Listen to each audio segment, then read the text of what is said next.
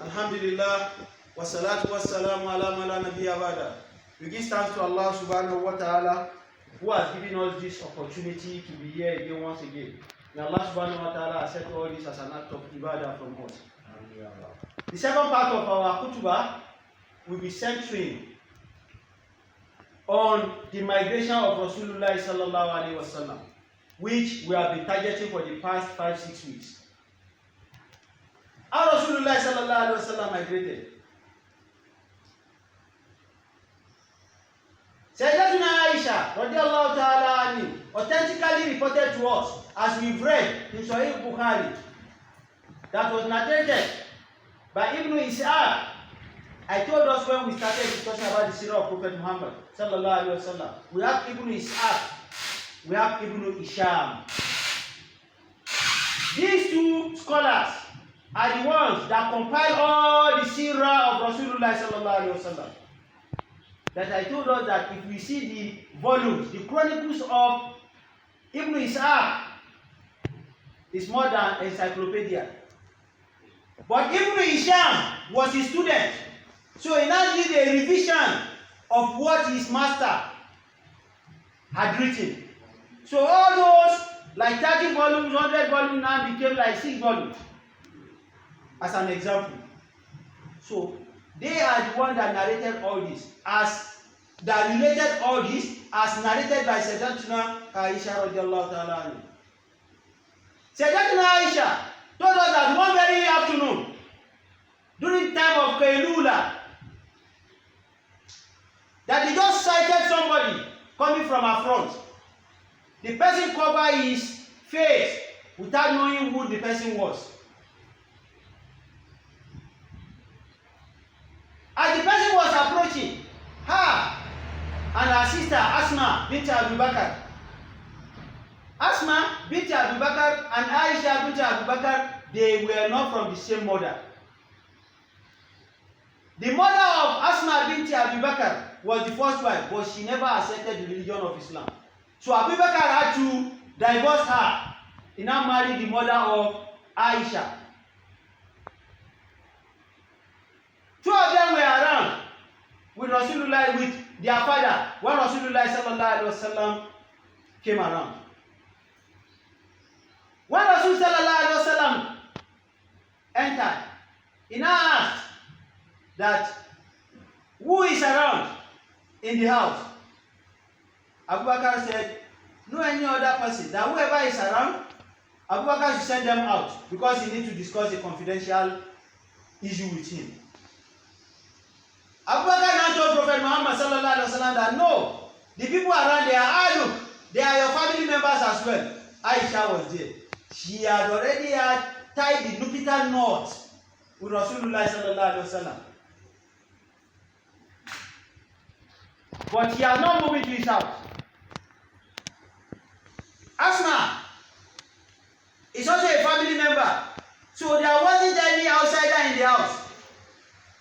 Rasulullah sallallahu alaihi wasallam now told Abu Bakr, since the people around, they are in-house member, he now told him that Allah subhanahu wa ta'ala had given him permission to do what? To migrate to Yathrib. Sayyidatuna Aisha said, immediately, our father asked that, As-Suba, am I coming along with you for this journey? Rasulullah sallallahu alaihi wasallam now told Abu Bakr that for now I have not been given the permission, but I have been asked to migrate. After so many times, Abu Bakr started crying. Aisha narrated that I have never seen a man, an adult, crying for joy like the way I saw my father crying the day that Rasulullah sallallahu alaihi wasallam brought the good news of migration to him. Immediately, Rasulullah sallallahu alaihi wasallam left. Abu Bakr started preparing, despite the fact that he has not been told that he's going to travel with Rasul sallallahu alaihi wasallam. Abu Bakr, he now went on to prepare 2 camels. And what we mean by preparing camels in the Arab Peninsula is you need to start feeding the camel. Because you see the hump of a camel, that is where he used to store his food. That's why Allah told us in Surah Al-Fajr, in Surah Al-Insan, Surah Al-Ghashiyah, Al-Atala Al-Insanu, Al-Ataka Hadisu Ghashiyah, where Allah subhanahu wa ta'ala is telling us that Afala yanzur ila al-ibli kaifa khuliqat. Do you people think about the way I created the camel? We are not going to talk about camel today. But you see, that is hump. That's where he used to store his food. His belly is divided into so many compartments that in the next 40 days, a camel will not drink and will not eat. So what he has stored in the system will now be ruminating it, and that will pick him continue on his journey, because he's a desertic animal. In the desert, you can't find grasses. So for a good 40 days to 60 days, a camel, if it's well prepared, well fed, will continue to be on that journey without eating anything. So where he has stored it in the food storage tank, he will now be ruminating it to keep on moving. Abubakar said, I prepared 2 camels, one for myself and one for Prophet Muhammed for 4 months. When he now told Rasulullah that he has prepared a camel, Rasulullah now told him, be summoned. Don't just prepare it for me, I have to pay you back. Rasul told him. So every one of us, we should stop be looking for free things in our life. Even Rasulullah did not allow free things to be used into his system. You will see what will happen when we get to Medina. The land that he used to build his masjid. You will see what will happen, inshallah. So Rasulullah sallallahu alaihi wasallam, after so many times, he didn't come to Abubakar again. And within that period, that was when the Quraysh were plotting their evil and sinister motives on how to assassinate Rasulullah sallallahu alaihi wasallam. What was their problem with him? Because he was telling them, La ilaha illallah wa anna Muhammadan Rasulullah. That was their problem with him. No any other thing. So one very day, they came to their parliament, to their house of assembly that we call Darul Nadwa, where Rasulullah sallallahu alaihi wasallam and the other companions used to eat. Is the place we call Darul Arkam. The owner of that house is called Al-Arkam ibn Al-Arkam. So we call the house Darul Arkam. Because the dawah of Rasulullah sallallahu alaihi wasallam was in 3 phases or 3 stages. Number 1, secret dawah. Number 2, one-on-one dawah. Number 3 is the public dawah. The public propagation of Islam. So where they were doing the secret dawah was in where Darul Arkam. So where they plotted for the assassination of Rasulullah sallallahu alaihi wasallam is called Darul Nadwa. The parliament is called Darul Nadwa. So all the Quraysh, they gathered here one very night. That yes, it's time for us to do away with this man. So all of them, they were cogitating about what to do. They couldn't reach a unanimous consensus that this is what we should do. Some among them said, we should send him out. Don't let us kill him. Some said among them, and unfortunately, they didn't call 2 categories of elders of the Quraysh. Number 1, they didn't call Abu Lahab. You know, Abu Lahab was also his uncle. Abu Lahab was his uncle.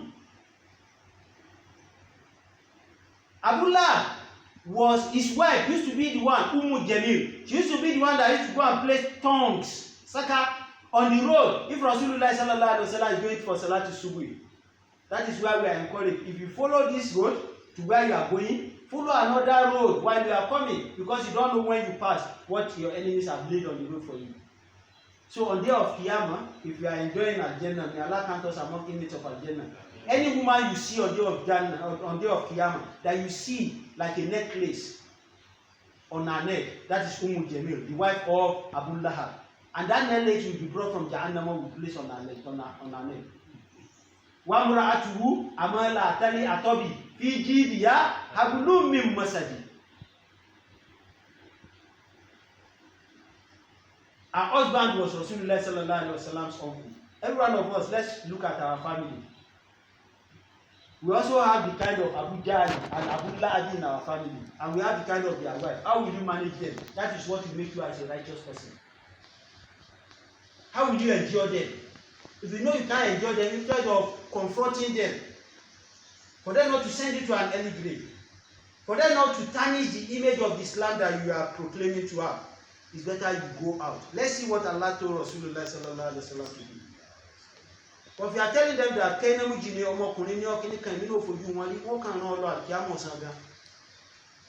there are some decisions you have to take so that they won't waste your life. What did Allah do for Rasulullah sallallahu alaihi wasallam? So these people, they gather in Darul Nadwa. Somebody now said, don't let us send him out. If we send him out, wherever he go and gain prominence. And whenever he get prominence, they come and use that to come and fight us in Makkah with the Quraysh. Don't let us do that. Another person said, let's stab him. And already there was a social boycott that they did for Rasulullah sallallahu alaihi wasallam for complete 3 years. That all those that believe in him, the Quraysh, they cut, they truncated any connection that is around them with the Quraysh people.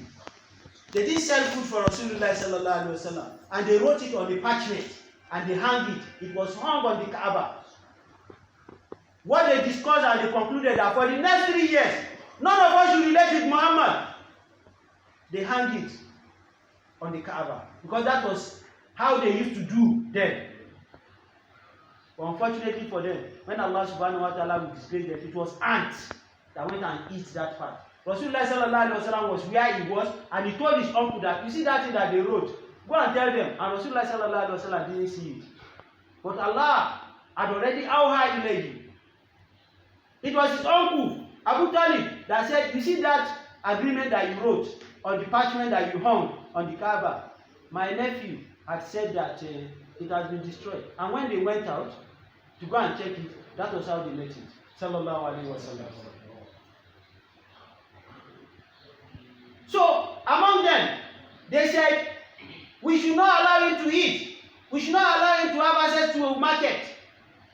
Some people said, no, we should not do that. That was what we are doing, and people are secretly converting to his faith. So some people will indirectly be taking food to him. That will not work. Some said, among them, the third option, that we should go and kill him. Then we will now take responsibility of killing him. When they were discussing this at the point number 3, then a man came. An old man came from Najd. Najd is one of the states in the Arabian land. An elderly man that must be respected if we are respectful. He greeted them. He now said, yes, I heard from where I was, and that was the reason why I came here, that you are planning on how to eliminate. What are your options? They gave him all these 3 options. He said, all of your options, they are nowhere to be found. Should I suggest to you? They said, yes. He said, each of the clan amongst you, each of the clan among you should contribute an able-bodied man. All of them with either sword or dagger.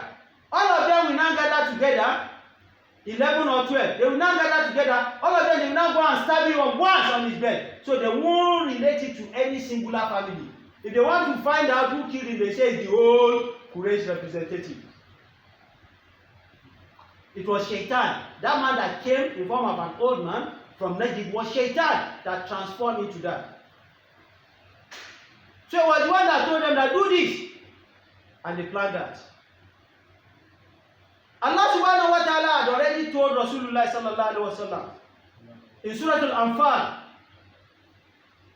Quran chapter 9, verse 30, that وَإِذْ يَمْكُرُ بِكَ الَّذِينَ كَفَرُوا لِيُثْبِتُوكَ أَوْ لِيَخْرُجُوكَ أَوْ لِيُقْتِلُوكَ وَيَمْكُرُ اللَّهُ وَيَمْكُرُ اللَّهُ وَاللَّهُ خَيْرُ الْمَاكِرِينَ. Allah subhanahu wa ta'ala said they will be planning. When the non-believers will be planning, they usually be tuka to impersonate you, to give you house of arrest.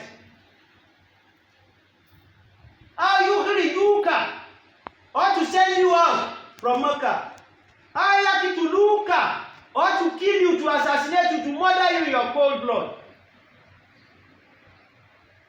Allah said, Wayamkuru, they will be plotting day and night. Me Allah, Wayamkurullah, me too, I have my own plan. We won't see Allah is plotting. Who is Allah plotting with? Or who Allah will be plotting upon?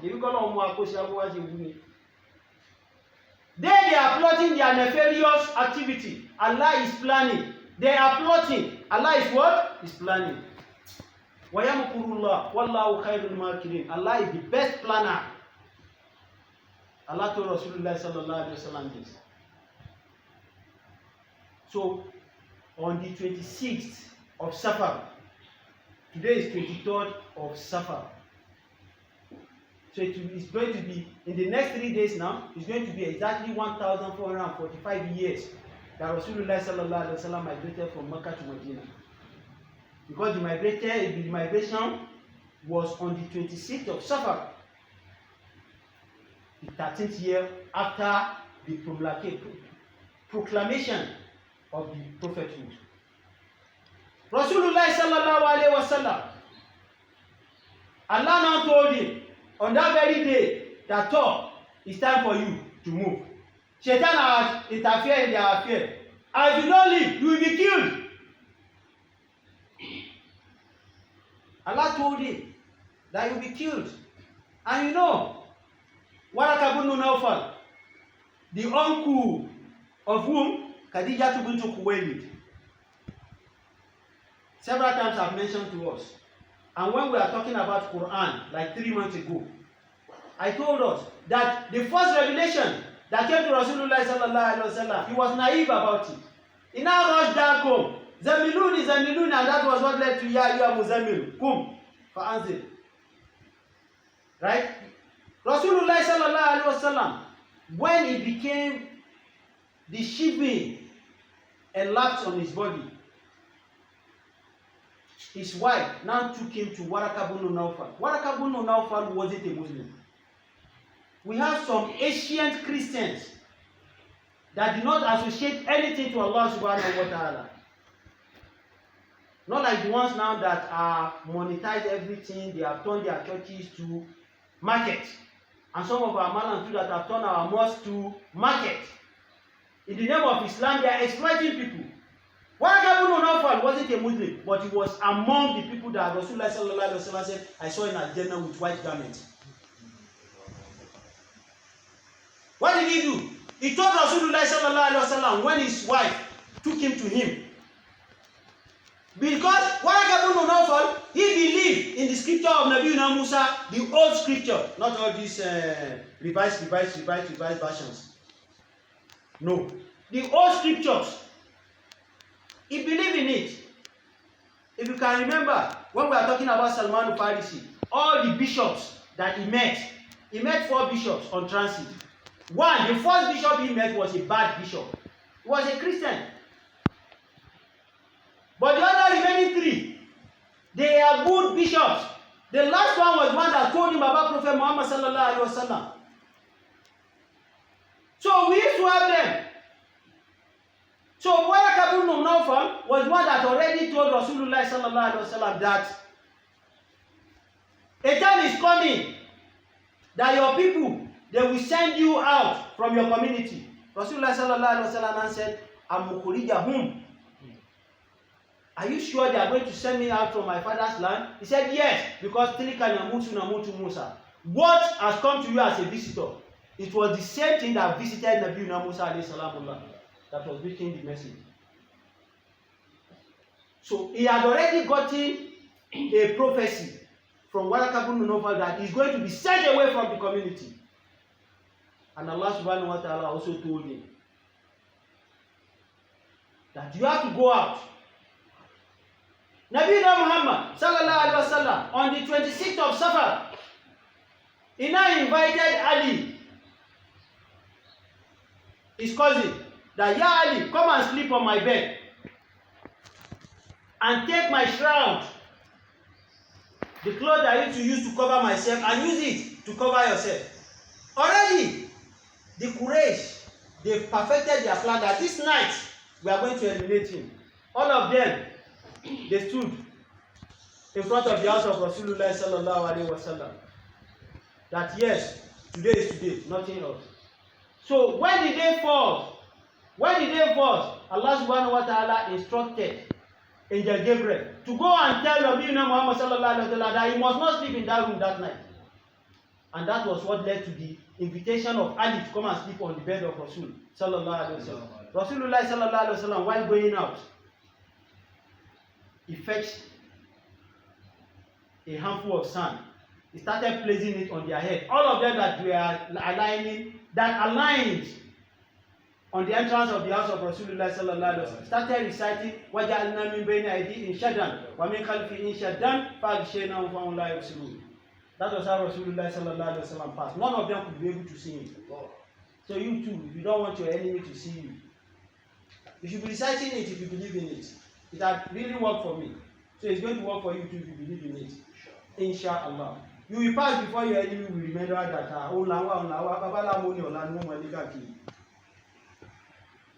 Rasulullah sallallahu alaihi wasallam left his house, and his house used to be behind Babu Salam.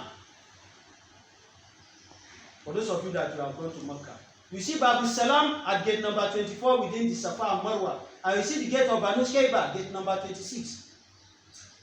So Rasulullah sallallahu alaihi wasallam's house is behind Babu Salam. He came through all that, passed through Kaaba, and he went. You see that building in front of Masjid al-Haram, that you have this tower clock.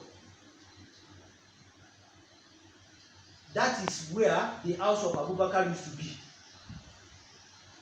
So Rasulullah sallallahu alaihi wasallam called Abubakar. And if you get to Makkah today, beside that building you see a road. That is the road they call Hijrah. It is from there that they pass that way till they get to Jabal Saud, the cave of Saud. It was after they left that Shaitan now came back.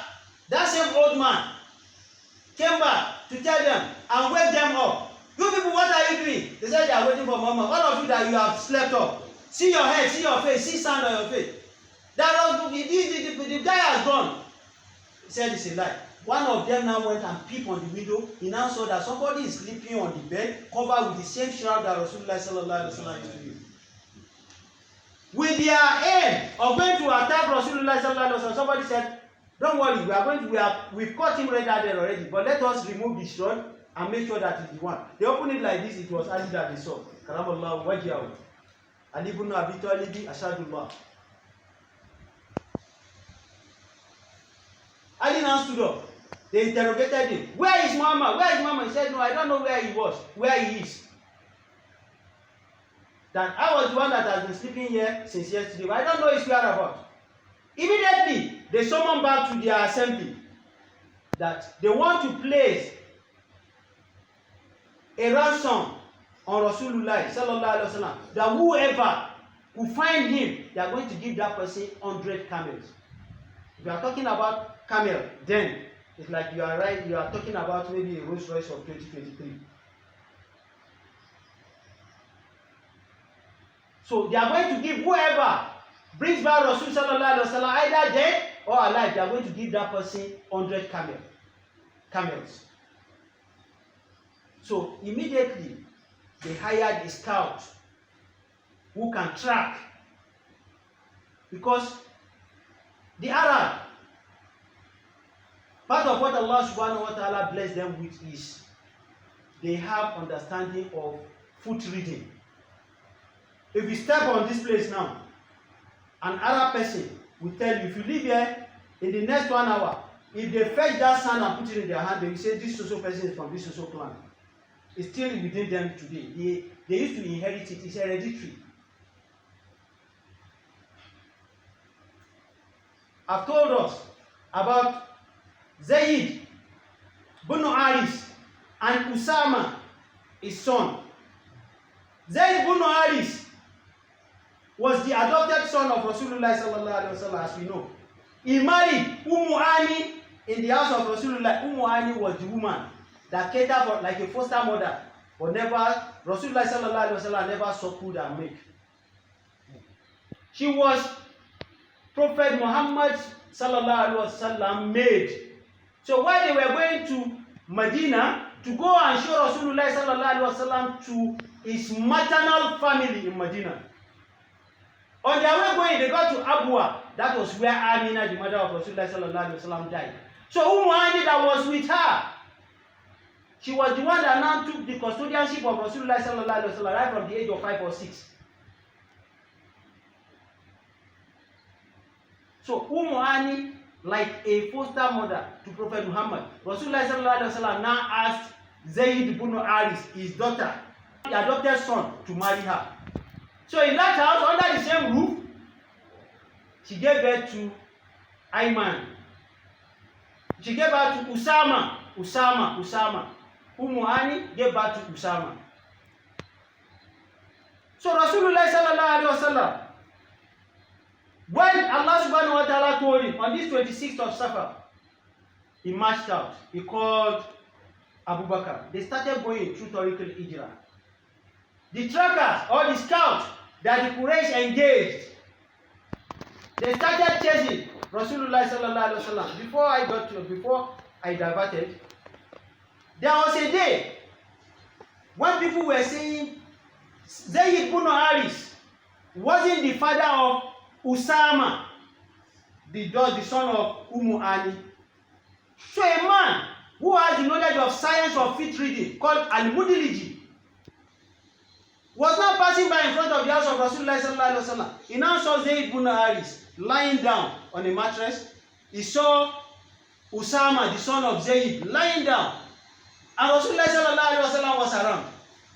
So immediately he now stopped. He now told Rasulullah sallallahu alaihi wasallam that this feet is from this feet.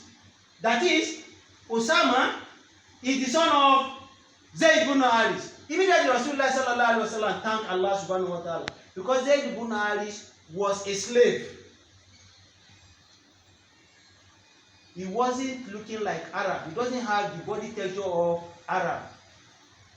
So when he gave birth to Usama was looking like an Arab. So the contention, biological contention was there, and there wasn't DNA. But what Allah blessed them with is what?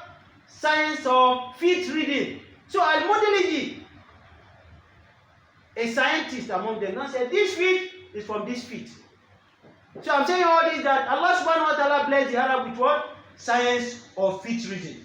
So the scouts that they engaged as a tracker, he now cited the footprint of Nabi Muhammad sallallahu alaihi wasallam. He now said this is the path that they followed. Not the feet of Rasul, the feet of the camel, where the hoof of the camel stepped on. He now fetched it. He now said this is the path that they followed. They started following till they get to where? Jabal S.A.W, the cave of S.A.W, where they live. But on getting close to there, they said, they can never be on this mountain. They can never be there. They struggled. Somebody climbed. And on getting there, the nest of a bird had already covered the entrance of the cave. So they couldn't believe. And they were seeing two whitish balls. They concluded within them it was the eyeball of a pigeon. Not knowing that it was the eyeball of a human being that they were looking at. Wala tamasna ala ayuni fastabaku sirata fa anna yubsirun. Ọlọ́run fún wọn lójú ni. Wala ayunun la yubsiruna biha. They have the eyes clearly looking, but they are not seeing what they're supposed to see. Allah subhanahu wa ta'ala had given Rasul this opportunity to migrate. But before they left, Abubakar radiallahu ta'ala had already arranged with his son, Abdullah ibn Abubakar. Abdullah ibn Abubakar was the younger brother to Aisha. So it was this Abdullah ibn Abubakar that used to take food and other provision to go and meet his father and Prophet Muhammad sallallahu alaihi wasallam. He will go at the dusk in the evening, that nobody will know that anybody is going out. And before the dawn, before the Salatul Fajr, he will come back. So whatever is happening in Makkah, he was the one that had to go and tell his father and Nabi Muhammad sallallahu alaihi wasallam. So he sleeps there. And Abubakar used to have a header who used to rear his goat for him. We call him Amr ibn Fuhaira. Amr ibn Fuhaira. So whenever Abdullah ibn Abubakar is going out, he will be clearing the footprints of the animals that they are taking out for grazing. Because Amr ibn Fuhaira also knows where his master and Nabi Muhammad sallallahu alaihi wasallam did. They were there for good 3 days inside that cave. And you can see the commitment of Abubakar radiallahu ta'ala. Before Rasulullah sallallahu alaihi wasallam entered that cave, he said, let me enter. Whatever is there that will be harmful, let me use my life. Let me submit my life for it. So whoever that loves you will not want you to die. That is why you see all these rich men that just die unceremoniously. They didn't use what Allah subhanahu wa ta'ala has given them to buy their life. Somebody that's a driver has been serving for the past 30 years and you didn't build a one single bedroom for, you are not a successful person. Okay, he served you. He served your children. He's now serving your grandchildren. He's the one that took all your children to primary school, nursery school. When they are flying abroad to go to school, he's the one carrying them to the airport. When they are coming for vacation, he's the one carrying them. They marry. They started bearing children.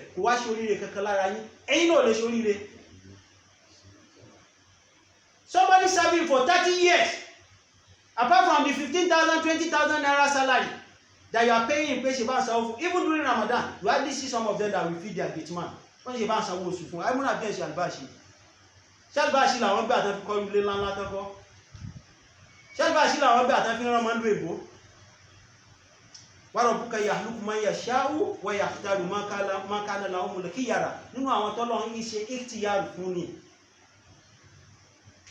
That is why I keep saying, the number of hours, the number of minutes that you use to serve any person, use it to serve yourself and serve Allah subhanahu wa ta'ala. The time you are using to run up and down after them, if you use it to sit down inside the house and be crying to Allah, that they will even ask you, Penny, why are you crying? You say, me, woman, and it is cogitation between you and Allah subhanahu wa ta'ala. Allah will answer you. You now use your life, the whole of your life. You must get the whole of your life. You must get out of your wife. You must get out of your unborn children to one idiot that did not even know Allah because of the material that is in his hand. Did Allah say he's not going to give you? If he says he's not going to give you,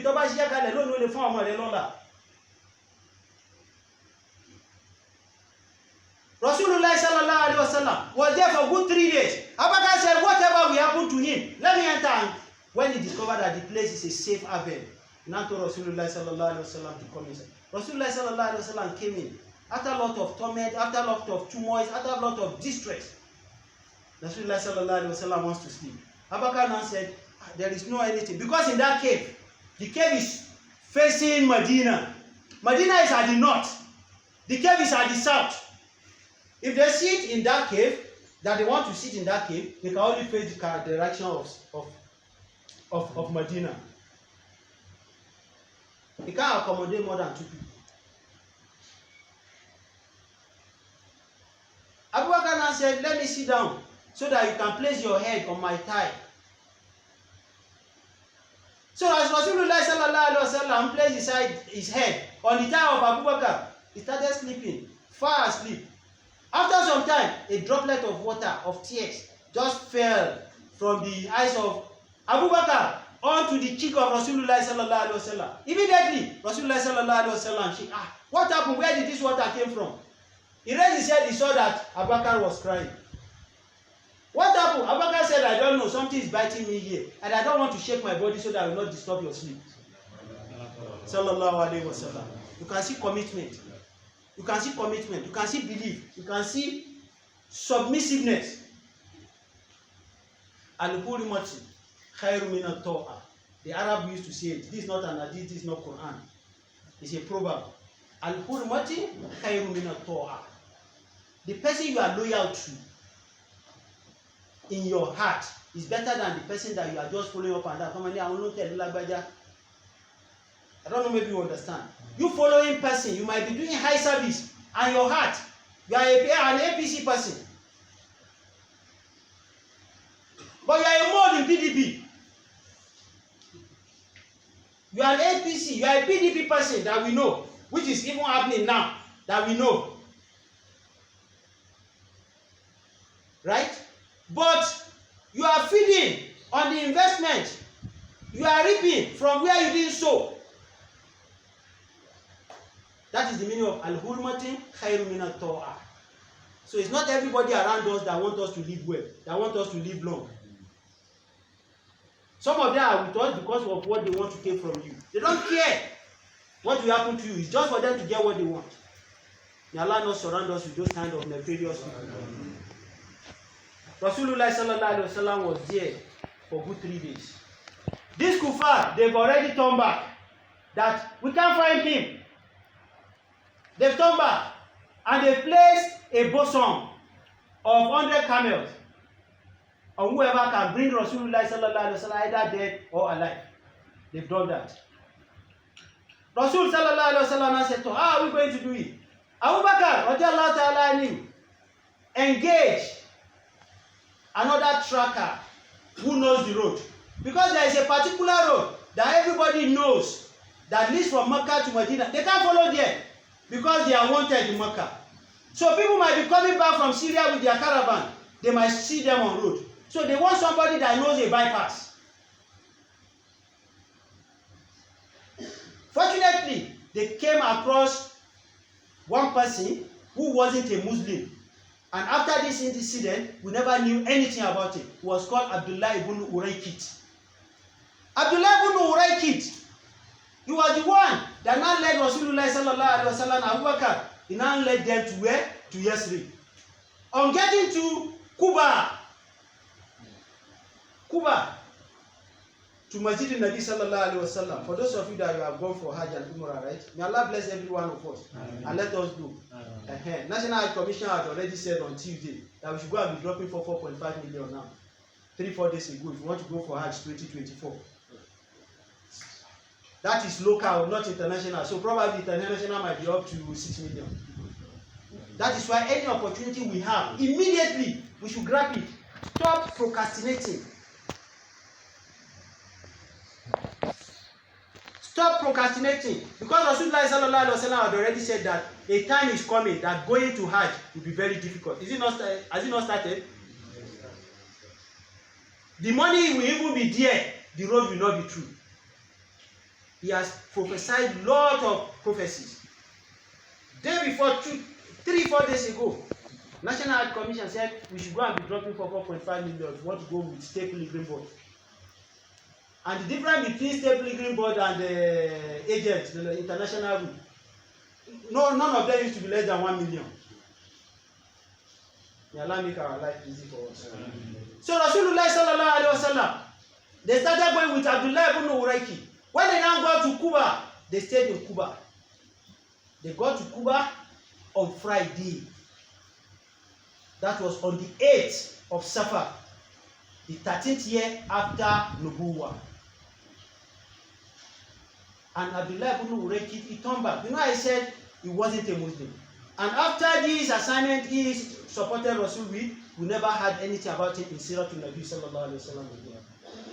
How he ended up his life, we never knew. So Rasulullah sallallahu alaihi wasallam was received in Cuba by Bani Amr al-Awfi. Amr ibn Awfi. They accepted him, they received him, they gave him a red carpet reception in Cuba. He was there on Monday, on Tuesday, on Wednesday, on Thursday. And he was there that Rasulullah sallallahu alaihi wasallam first built the masjid. So that masjid in Medina wasn't the first masjid. That one was personally for Rasul. But the masjid, the first masjid on the earth that Rasul sallallahu alaihi wasallam participated in building was the masjid in Cuba. And that is the masjid that says if you do your ablution and you go into that masjid and you perform 2 rak'ah and you come out, Allah subhanahu wa ta'ala will reward you as if you perform Umrah, lesser Hajj. And that masjid, when Rasulullah sallallahu alaihi wasallam built it finish, Allah subhanahu wa ta'ala revealed an ayah just because of that masjid. I've mentioned it the other time that we are talking about mosque alone. Because there is a contemplation between when Allah subhanahu wa ta'ala said, La masjida usisa ala taqwa min awwal yawmin, the mosque that was established on the foundation of piety right from day one. Is it that mosque or the mosque of Nabi Muhammad sallallahu alaihi wasallam in Medina? Which one is it out of them? It's not a discussion of today. So Rasulullah sallallahu alaihi wasallam was there, and the person that hosted him was Kulthum ibn al-Hadim. Kulthum ibn al-Hadim. Kulthum ibn al-Hadim was the person that hosted him in Kuba, like the way Abu Ayyub al-Ansari is going to host him in Medina. So he was there. So on Friday morning, on the night of Safar, he set out to be going to Yathrib, because until he gets there before he's going to become Medina. I've jumped a place. Before Rasulullah sallallahu alaihi wasallam got to Kuba, there was like 3 incidences that happened. When they were going, him and Abubakar, they got to a particular place. The name was not mentioned, but they now saw an old woman under a shelter. She was looking very haggard. We call her Ummu Ma'abad. Ummu Ma'abad, that was her name. She doesn't have anything except a she-goat, a haggardly looking she-goat that can be carrying the skeletal bones. And her husband was not around. Rasulullah sallallahu alaihi wasallam now spoke to her. Please, we want food. What do you have? The woman said, I don't have anything. We want water. The woman said, I don't have anything. We want milk. You know Arab with milk. We said, I don't have anything. Rasulullah sallallahu alaihi wasallam coincidentally just cited that she-goat. Now said, that goat, can we touch the powder and suck the milk and suckle the milk? He said, no. That goat, you have abandoned that goat for long. Do you give me permission to touch it? He said, go ahead. She never knew whom Rasulullah sallallahu and his companions, she never knew who they were. Rasulullah sallallahu alaihi wasallam moved towards it. He touched the udder of the goat and he started producing milk. Rasulullah sallallahu alaihi wasallam gave milk to Abubakar. That is one of the good characteristics of a leader. If your children are suffering, if your boys are suffering, everybody is hungry, it's not you that you should first eat if Allah brings provision. Leadership is by sacrifice. That's when we know that you are responsible. It's not just title. You see that your workers under you, they are working big, but they are earning very skinny. And you are working very little, and you are eating very fat. And you are not considering that you are not catering for the people working under you. Even if it's not going to fly, talk to the management that my boys, the economy is not good. These 10,000 we are paying them. Speak! One idiot will be somewhere that will never allow you to fly. But leave that person with Allah subhanahu wa ta'ala to take care of him.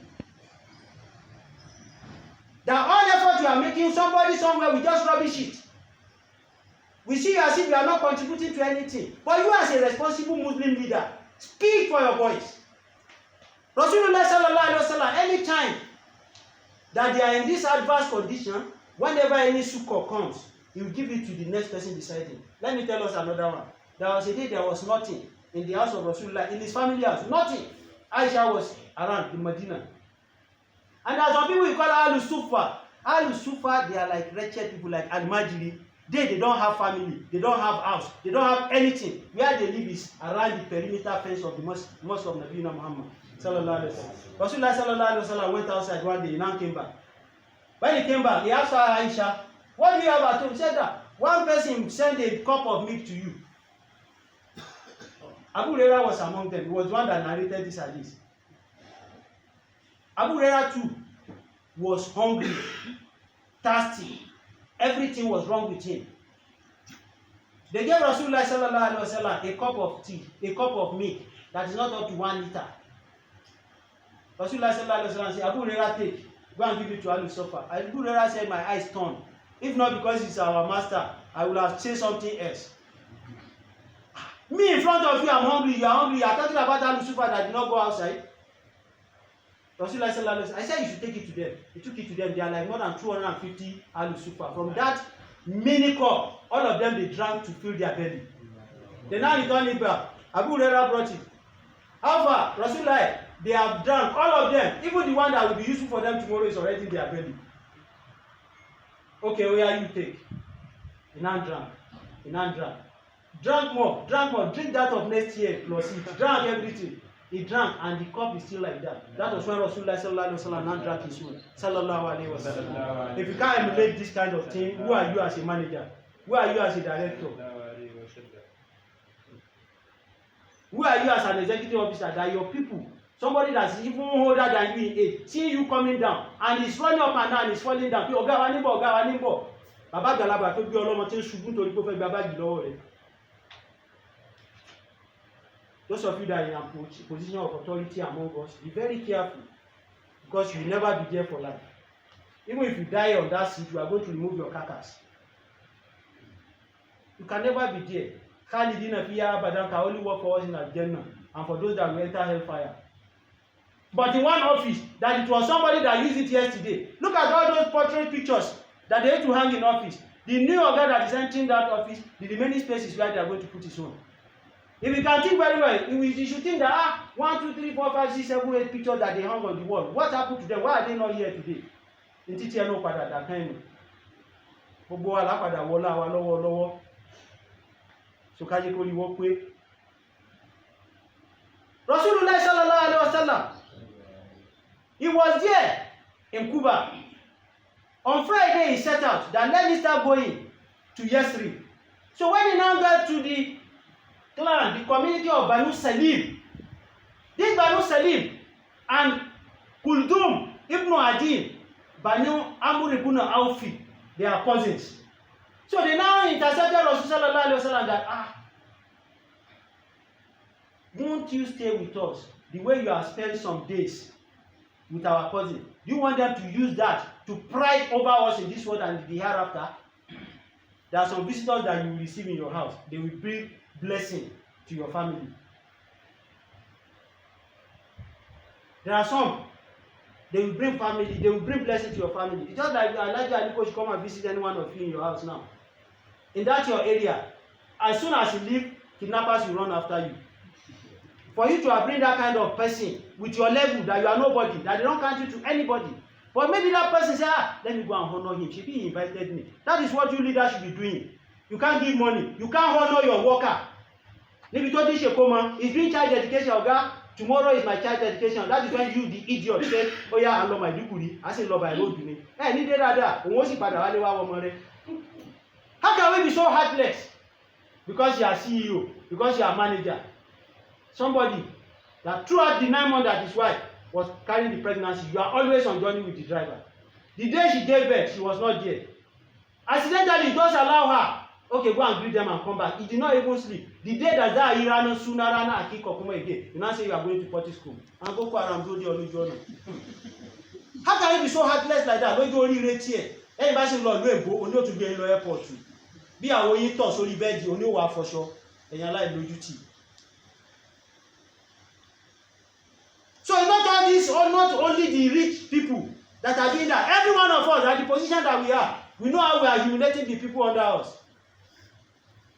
So everybody should take what belongs to him in what I'm saying, including me myself.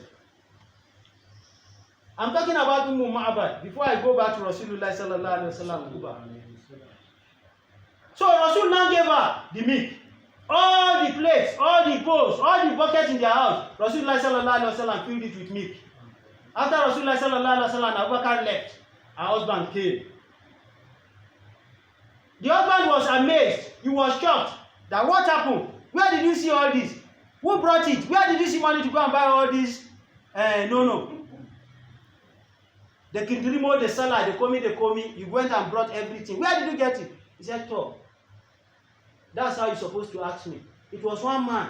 He looked like this. He's tall. He's not short. He has a curly hair. She described how Rasulullah sallallahu alaihi wasallam was. She described Abubakar how he was. That was the man that came. Immediately, the husband said, yes, that was the man that the Qurayshi are looking for. Immediately, because of the description the wife gave to him, said exactly, because they are two that they are looking for. And what you described to me, that was the description that the Quraysh gave. Brothers, I forgot somebody. Suraka ibn Malik. The person that wants to collect the 100 camels. One very day, he was sitting around the Kaaba, gisting with other Qurayshi. So one person now come back from there side. He now said, I saw two people. This is how it was. This is how it was looking. They were going in the direction of the north. Immediately, Suraka ibn Malik, because of his own interest in the ransom that the Quraysh have promised, he now deceived the people that they start together with, the way you two used to do. That if you want to eat, if some of us want to eat, as soon as you hear somebody knocking on the door, you carry the food into the toilet. Some of us, some of us, if you go to ceremony, that they give you a takeaway. What do they call it? Take away. And the away is where? Take it home. You see that no, you are going to let him get. All the boys say, Baba Dada. They call something take away. Kakeshi gida. And you finish it, maybe Allah grant money and musiwa. Allah no duty okunrin. They said take away. Not that sit and eat. Take away means go and if you are responsible, you take it home. You won't pay people are Zaka shanyun wa domi iyalinka. Those of you that you are getting fatter and you can't show people your wife, you are irresponsible husband and father. And you go to Meshai, you go to Mesere, that's what when you give me 6 eggs and 1 Indomie 25 naira. People are very kojo. Yazaka carry. And your wife is at home. Your mother is in the village. So it's when you can't was in Nicarima Disaleko. No, you want Paniba and Malaka want singing. Anytime she's talking that kind of thing, they are closing the file of your success. So those of you that you have parents, that you are cajoling them, Odun Leya or Lole, Odun Awe or Lole, Odun December or Tun Lole, you are not having Lole, but here everyone was a real. And here that they say you are with your wife, you are not responsible. You are what to you want to be that short, or to allow me what, or to let you from a career or two, or to let you find CLC, or to let you money on Papa. How do you want to become successful in life? This man said that that person that come is from Suraka ibn Malik. Immediately he went back home after deceiving the other people that they sat together around Kaaba. He now told them that I want to go and ease myself. I'm going. He didn't tell them that he wants to go and prepare and go and trace Rasul because his interest is in what? Is in that 100 camel. The way me and you two want to be a whistleblower. Some people they became successful with what government promised them. Some people their life become more miserable because they gave out a fallacious information.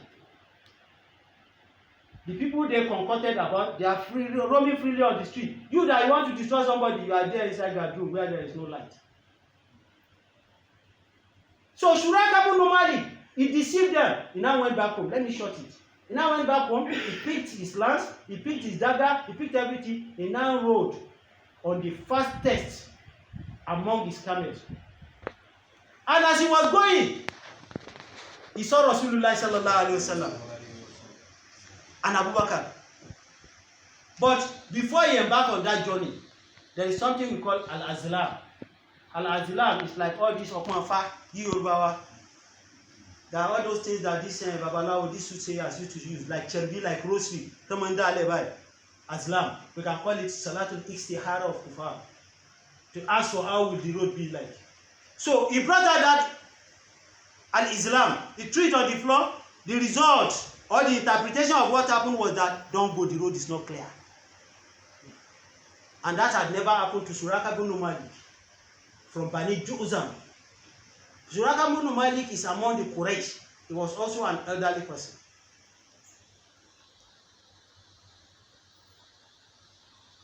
He did it the second time. They said the road is not clear. He did it the third time. They said the road is not clear. He said I will go. He proceeded. So as he was going, he sighted Rasulullah sallallahu alaihi wasallam. He sighted Abubakar sallallahu alaihi wasallam. As he was getting closer to them at a no distance,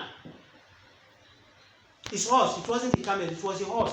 The legs, the front legs of his horse became embedded inside the soil. He can't proceed. You know, that was a sign. And the person that will become unfortunate will be running after is unfortunate. That was a sign. He came out. He was asking, Billahi, please, please. Rasulullah sallallahu alaihi wasallam asked Allah to release his horse. It was released. Instead of him to pipe low, he continued the second time. At a no distant place again, the horse got stopped. Rasulullah sallallahu alaihi wasallam supplicated, he got resuscitated. The third time, the front legs and the two legs, either the two front hands and the two legs at the back, before entered the ground. That was when he started shouting, asking Rasulullah sallallahu alaihi wasallam that please do this for me, please forgive me, please do this for me. Rasulullah sallallahu alaihi wasallam supplicated, and Suraka now came out, and he was able to move close to Rasul sallallahu alaihi wasallam. He now told Rasul sallallahu alaihi wasallam that I believe in what you believe, but what I want, or what I wanted now is, I want you to write something for me as a security, that whenever you are coming back to conquer Makkah, I will not be among the people you are going to sacrifice. Rasulullah sallallahu alaihi wasallam, he can't write. So somebody beside him now wrote something for him as a surety that nothing will happen to him. As he was going, Rasul sallallahu alaihi wasallam now called him back. Ya Suraka, ma bika, oh Suraka, how will you feel that one very day you are going to wear the bracelet of Kisra, the emperor of Rome? And the emperor of Rome, they used to wear gold, wear diamonds, wear every kind of thing. If you are talking about royalty, that is where you are going to see it. If you see their palaces, but today, their pillars of their palaces are still standing in desert. Everything has ruined. So when Rasulullah sallallahu alaihi wasallam prophesied, never came to pass during the time of Abubakar. Never came to pass during the time of Abubakar. They didn't conquer. It was during the Umar's time that they did a lot of futuhat. All this Afghanistan, Pakistan, Kinika, Chantanta, all this place. It was during the time of Umar that Islam conquered all these areas, including Jerusalem. So when they now got to Rome, when our Muslim brothers were able to invade into the palace of the Kisra, Caesar was the king of Persia, Al-Mukaykis. Kisra is the king of, Rasulullah sallallahu alaihi wasallam sent 3 letters to 3 principal kings during his time. So Kisra, it was during the time of Khalifa of Umar ibn Khattab that Allah subhanahu wa ta'ala destroyed him. So when they now gained access into the inner chamber of Kisra, they saw gold, they saw everything. Inside the gold was the bracelet. He now called, where are you, Shuraka? And the companions that were there, the day that Rasulullah sallallahu alaihi wasallam gave this information about the conquering of Kisra Emperor, they were with Umar radiallahu ta'ala anhu. And I said, yes, inna wa'adallahi akku. The message that Allah subhanahu wa ta'ala sent Prophet Muhammed sallallahu alaihi wasallam was true. So, Suraka, bring your hand. Suraka, that was nobody of yesterday. He now became somebody that everybody was celebrating in Medina. Because he need to wear the bracelet of whom? Of Kisra. Before Rasulullah sallallahu alaihi wasallam got to Kuba, I ought to have mentioned it. Immediately they left the cave of Saud. That was when the incident of Suraka bin Malik happened. Now, Rasulullah sallallahu alaihi wasallam was about to leave Kuba. This woman I said he met on the road. What did her husband say? Her husband said, Jazallahu Rabbul Arishi Khaira Jazai. Rafiqaini Halla Haimati Ummu Ma'abbadi. Huma Nazalam Bilbari Walta Halak Bihi. Wafla Aman Amushi Rafika Muhammadi. Fayala Kiso Manza Wallahu Ankum. Bi Iman Fa'ala. La yujazi wa su'udadi.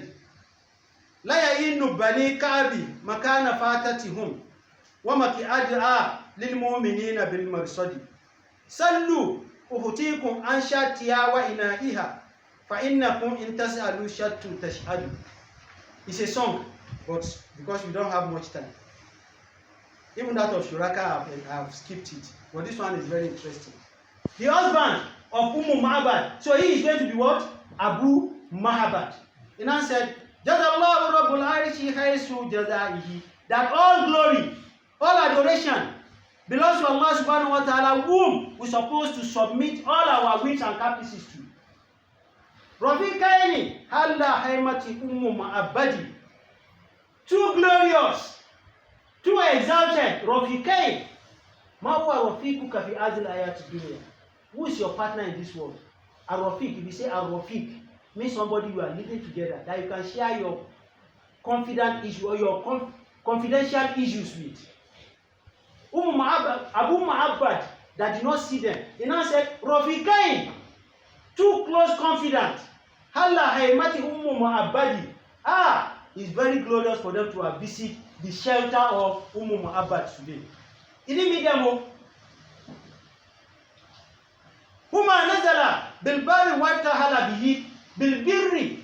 Huma nazala, two of them, nazala. They were hosted here. They visited, nazala, visited. Bilbirri, with glad tidings, with lot of happiness. Watahala bihi. And when they were going, they left with it again. You know what Rasulullah sallallahu alaihi wasallam read onto the goat? He didn't drop it so that every day they can chew, there can be. So, Abu Muhammad is saying, they came with plenty of blessings. And they left with it. Wafla man amushi Rafika Muhammad. He said, whoever trek, whoever travel with Rasulullah sallallahu alaihi wasallam, afla, that person has succeeded. Oh, Abu Bakr, success unto you. Abu Muhammad did not see them, but he had known that that was Muhammad sallallahu alaihi wasallam. That the person that had the companion of Rasul that had traveled with him, kudos to you. Fayala kisa mazza wallahu hankum is now calling onto the Quraysh that you have lose what Allah subhanahu wa ta'ala has given you for free. Bihiman fa'ala la yujazi wa su'udadi. You didn't hustle for anything. Allah just brought him out from your kingdom and just let him escape like that. La yahimna bani Ka'b man kana fatatihim. Banu Ka'b, he now choose a particular clan among the Quraysh. Bani Ka'b, Banu Hashim, Bani Umayyah, like that. He now choose Bani Ka'b. La yahimna banu Ka'b man kana shafatihim. That Banu Ka'b, you people, you didn't think, you don't know what you have losing in your life and you continue to lose it at time of Qiyamah. That is why there are some people that they will take a singular decision that will be a turning point in our life. They will influence your life. From that day, success will be yours. If Allah subhanahu wa ta'ala have said, amen to your own. And there are some, maybe at the point of signing your success, that is when death is taken off. And you never get that glory again. May that never be our portion. He said, you people, you have misused. You have sent away the opportunity that Allah subhanahu wa ta'ala has given you. Now, if you want to know, Sallu, come and ask. Asu'al. Sallu, come and ask. Ukhtikum, your sister, Ukhtu, is referring to his wife. That those of you that you care to know, come and ask. Anshat tiawa in her ear. Come and ask about her chigote. And the plates and bowls in her houses. What happened to them? I hope we are getting it. That those of you that you care to know about this Muhammad that I'm talking about, come and ask your sister, my wife, come and ask her her experience that she experienced with Muhammad. And if you don't know, come and ask her about her she-goat. What happened to her she-goat? And her empty vessels in her house, what happened to them after Rasulullah sallallahu alaihi wasallam? And if you care enough, fa'innakum, if you don't want to believe in my wife, intasalu shati tashadi. Come here and come and ask this my she-goat. My she-goat will testify what she experienced to you today. This is what Abu Ma'abad has said about Rasulullah sallallahu alaihi wasallam. Immediately, he left, started going around to go and look for Muhammad sallallahu alaihi wasallam. Sayyidatina Aisha radiyallahu ta'ala anha said, as they wake up the following morning, they were hearing these chants, this song. They were hearing it, but they never knew where it came from. They were thinking maybe it was the jinns around. You know, Makkah is mountainous. Even Kaaba, around Kaaba, all those buildings that you see around the vicinity of the Masjid al-Haram, everywhere there are mountainous. It was demolition, explosion, and everything that they did that they were able to erect all those hotels. If you go behind Safar, the mountain of Safar, directly behind it is where we have the base of Abu Quraysh, the first settler around that vicinity. The mountain is still there till today. Jabal Abi Qurayshi. When Rasulullah sallallahu alaihi wasallam, when they were renovating Kaaba, or the first time that Ajaratul Aswad, that black stone that is attached to Kaaba, when they brought it, when the angels brought it from heaven, where they placed that Ajaratul Aswad while the reconstruction of Kaaba is ongoing, was on Jabal Abi Quraysh. Directly behind Safa Marwa, we have Safa, we have Marwa, right?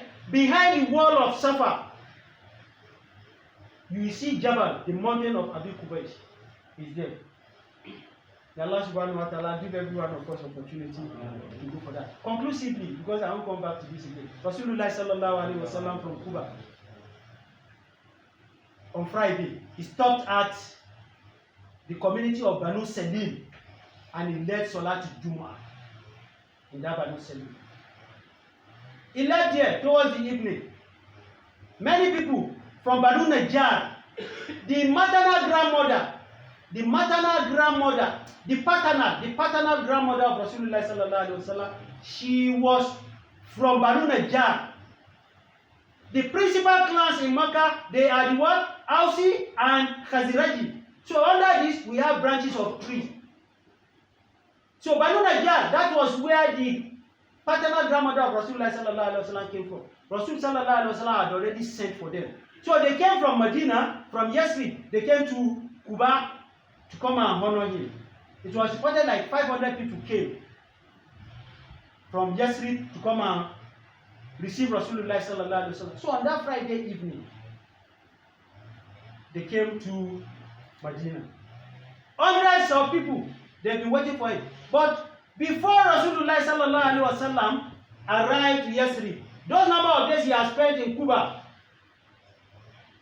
the people of Medina, they've always been going out to go and receive Rasulullah sallallahu alaihi wasallam under the scorching sun. So when the sun drops, they go back to their house. They come back the following day. So the very day, that very Friday that Rasul will enter Medina, it was a Jew, a Yahudi, that was just going around up and down, that now sighted Rasulullah sallallahu alaihi wasallam with the entourage that were following him.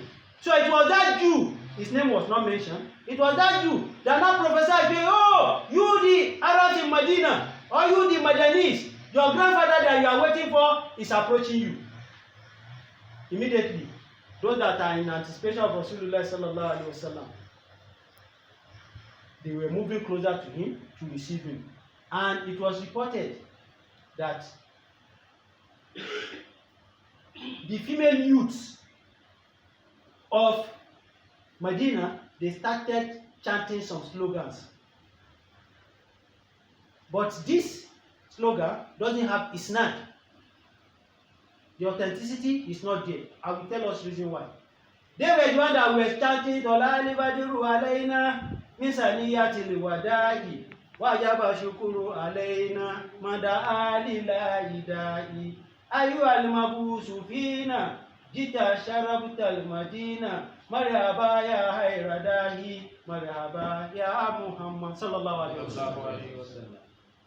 Tola Al-Badiru Alayna, the sun, the radiant sun has come unto us, more or less as if they are in darkness before. So the light has glown unto them. Min Saniyatil Wadahi.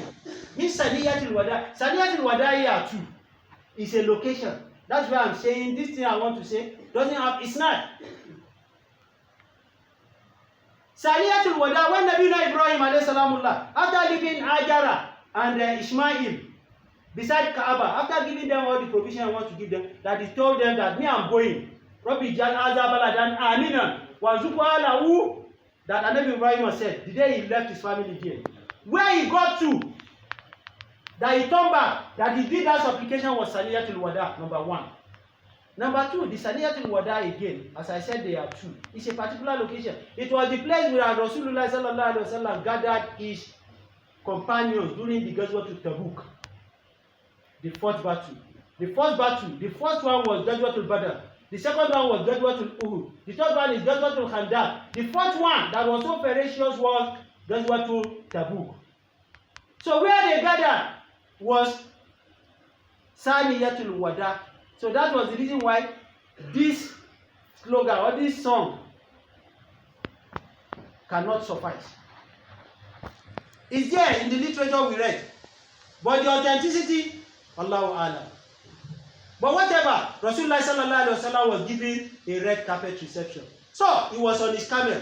The camel was going around.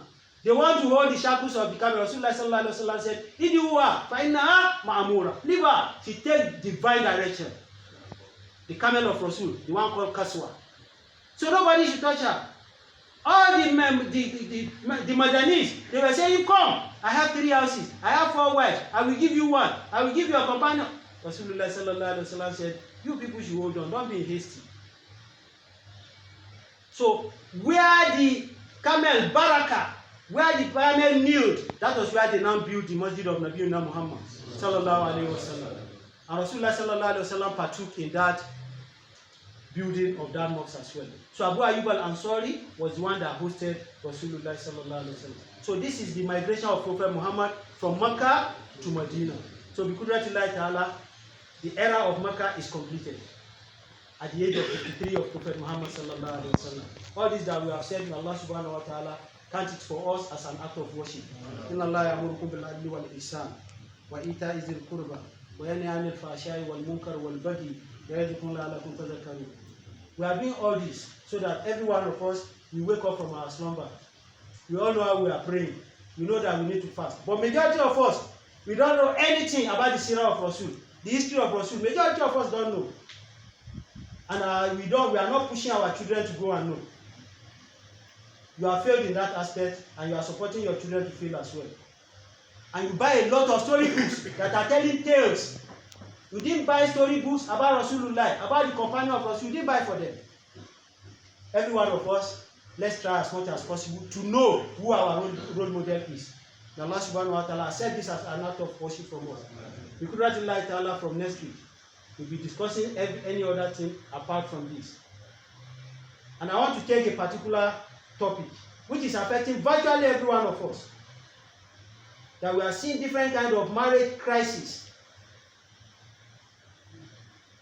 that is leading to divorce. Can we divorce in Islam? Can a woman ask us that my husband divorced me? That one is not talaq. That one is khulu. What stage should a woman be? How many days must she spend in your house? Biqudratillahi ta'ala, we are going to start that next week. May Allah spare our life and keep us in good condition. Our brothers that are security personnel among us, may Allah continue to be protecting you. Yan uwa da Allah ya kure, lokaci ya kure. Insha Allah, Allah ba mu wata rana zai mu gaya muku abin da muka yi magana akai. Allah ba mu zaman lafiya, Allah sa mu gama lafiya. May Allah subhanahu wa ta'ala continue to protect every one of us. May Allah subhanahu wa ta'ala continue to strengthen us in the decision making we are going to be taking. Wherever our families are, may Allah subhanahu wa ta'ala uphold them for us and uphold every one of us.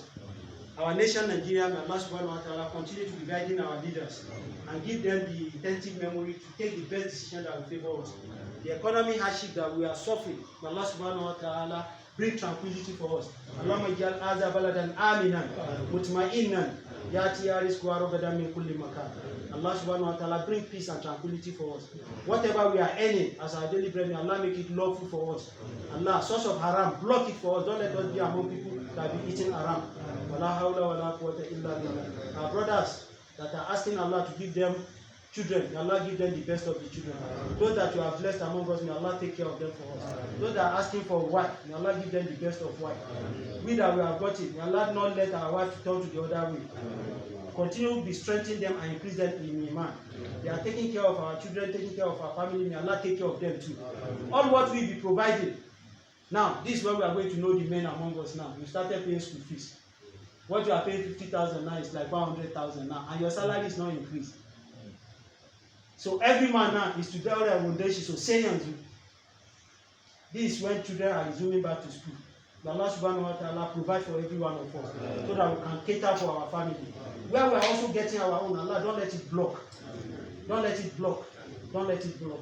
ولا حول ولا قوة إلا بالله العلي العظيم. اللهم أعز الإسلام والمسلمين وأذل الشرك والمشركين ودمر أعداءك أعداء الدين وانصر عبادك الموحدين برحمتك يا أرحم الراحمين. ولا حول ولا قوة إلا بالله العلي العظيم. قوموا إلى صلاتكم يرحمكم الله.